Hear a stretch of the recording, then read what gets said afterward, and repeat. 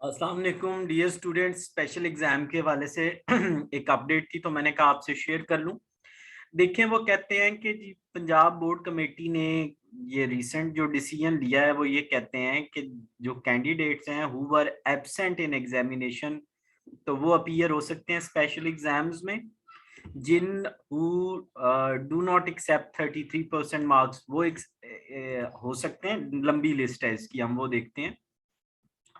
वो स्टूडेंट्स जिनके form forward नहीं हुए थे एब्सेंटिज्म की वजह से वो हो सकते हैं।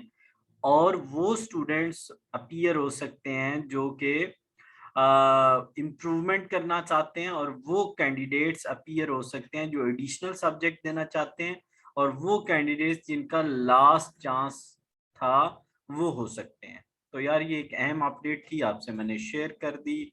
चैनल से जुड़े रहें, जिस तरह की अपडेट्स आती रहेंगी आपसे शेयर करता रहूंगा। Thank you very much. Allah bless you.